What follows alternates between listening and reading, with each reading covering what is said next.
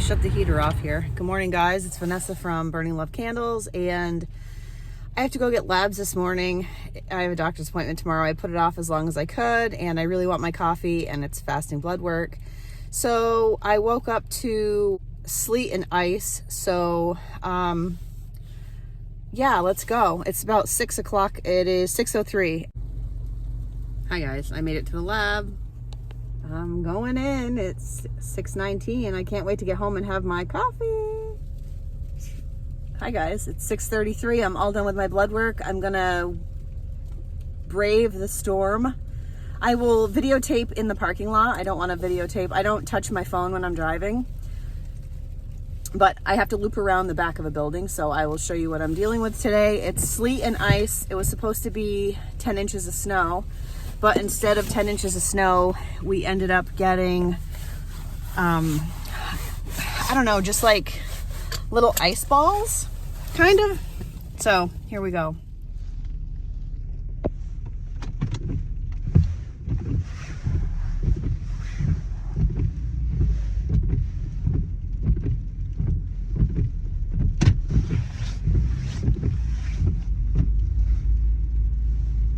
Doesn't look like much, but I'll tell you what,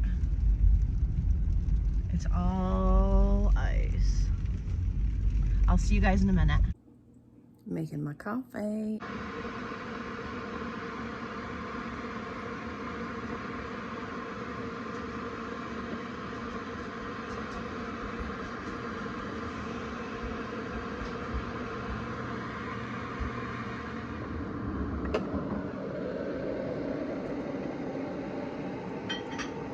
Oatmeal cookies with chocolate chips.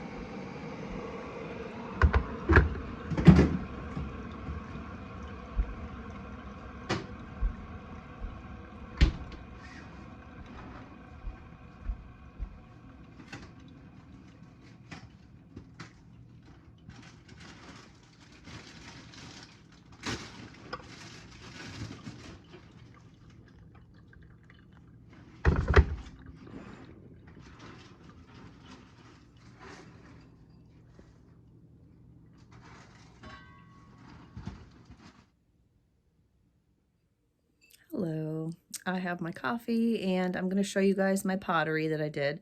And this was a complete experiment because I did a different glaze technique than normal, and I had a lot of drips. And while that looks really cool, I had to purchase advancer kiln shelves yesterday because I ruined a lot of my mugs and my kiln shelves with all the drippy glaze. So the kiln shelves can be remedied with a belt sander.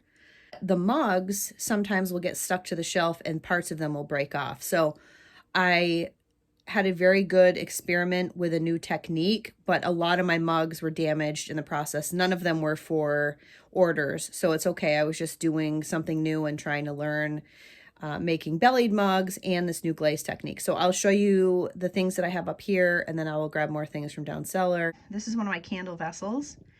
And I like this technique because you texturize it. Sometimes I use a stone from the beach in Maine, which is kind of cool. And you just put the glaze on and then this stuff called flux, and it makes it drip around. And it just looks amazing. Look at all that. I don't think this one's stuck. It might have. No, it didn't stick, but well, it did right here. This white stuff is called kiln wash. It's kind of a layer of paste that you put on a kiln shelf so that the glaze will stick to that instead of the shelf, but some of the bigger drips will cause the mug to break. So let's see about the bottom of this one. Looks good. My stamping looks fresh and there's not any dripping. This was, I carved this and then I put glaze in the carved areas. And then I did a lot of glaze on the inside and flux. This is a candle vessel, and so I'm going to try to do wickless candles because I want people to, when they're done with their candle, be able to just wash this really easily and use this as a cup or whatever they want and not have to worry about the wick sticker. This mug is absolutely beautiful. I love the way, see now this is why you should always write down what you do. And I started writing it down and then I got sick of it. So I stopped. There's glaze everywhere. That's okay.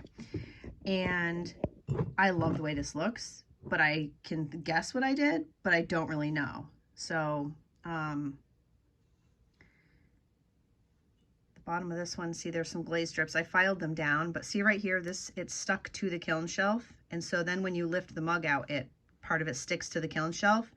So now before I use that kiln shelf again, I have to sand off the part of the mug that stuck to the kiln shelf. And this is glass. This turns to glass. So I'm going to be sanding glass off of my kiln shelves before I can use them again, which is not fun, but I absolutely love the way this looks and we'll definitely keep doing this. This is my husband's mug and I don't love the handle. He drank coffee before he left for work. I don't love the handle. The handle's too big and it's all a learning process. This mug here that I'm using, the handle is perfect for the size of the mug. This handle is too big. So, you know, every mug that you make is a learning experience and lots and lots of drips. And I used clear glaze down here. But see this again, this stuck to the kiln shelf, but the kiln wash came off and not parts of the shelf. So this didn't break. I just had to sand it down a little bit. And I'm going to get a Dremel. But look at that, is so beautiful. So I'm definitely going to continue with this style of glazing. I just need to wait till I get my advancer shelves because the glaze won't stick. And I can use a Dremel tool to, you know, get any of these little bits off very easily. So continuing on with the show and tell, and there's a lot of damaged mugs here, so don't feel bad. It was all a learning experience. So this was the one that had the maroon color on it. It turns to this brown. Remember when I said there was like a maroon stripe on one of the mugs and I said that that's going to turn to brown? That's what this glaze is. This is frickin', look at that. Just look at that. Isn't that amazing? But the bottom of this mug is a little too heavy and it's stuck to the kiln shelf. So I wouldn't be able to sell it even if, this was all just a learning experience, but so now this part of this mug and some glaze is stuck to my kiln shelf. This one, love. I did the texturing with a beach stone. Look at that glaze. How beautiful is that? But, that part of it stuck to the kiln shelf. There's a candle vessel that is not damaged. That's just kiln wash. I just have to sand that down. Carved around, and I left this part natural. Look at that. This is for my friend Zosha. I made her a mug a couple months ago and it broke. Her husband broke it. I don't know how. He glued it back together, but so she's gonna love this. This is the most amazing glaze ever. And look at that. Look at that. My goodness, it's amazing. So I have to sand that down, but overall, what a beautiful mug that is. I'm gonna do more like this. Also for her, this has a little bit that I need to sand down.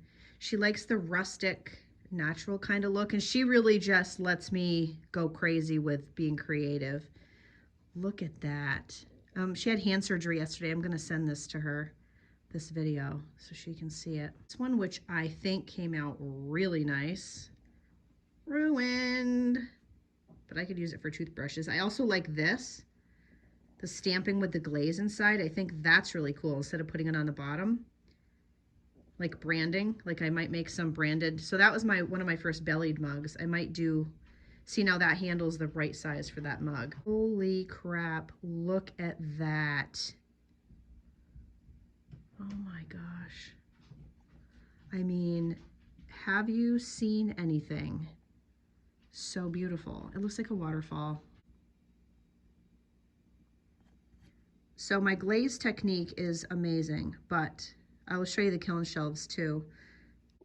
I know that the lighting is really horrendous, but see that and see that?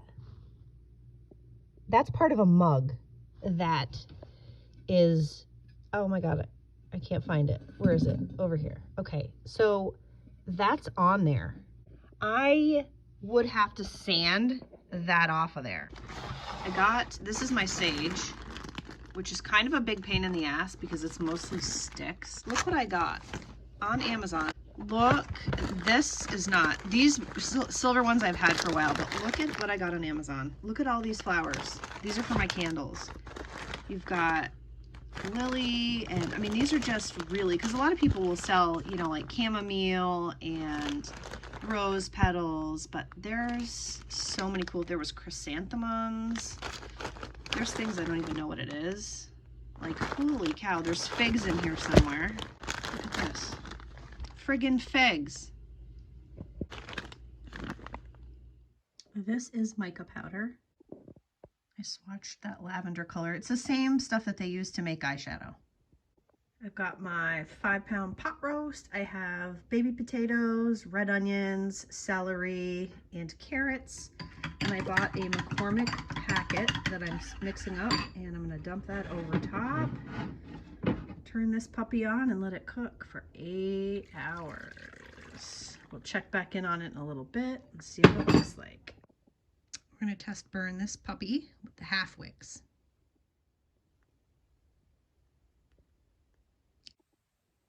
We're 1 hour in. I'm happy with that. I mentioned mica powder this morning, and now I went to YouTube and there's a bunch of ads for mica powder. So, somebody's listening.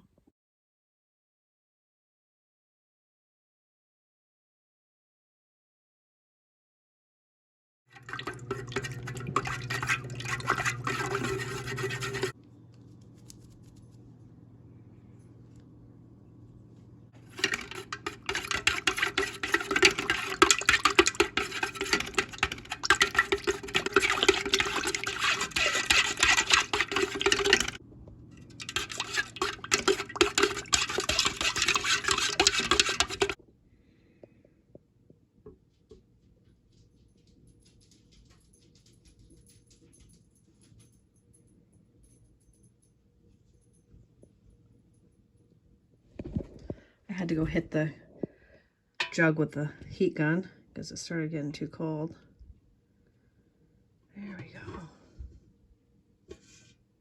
go. The wax did get too cold, so that kind of screwed me up, but you can see the mica powder in the wax moving. It's so mesmerizing.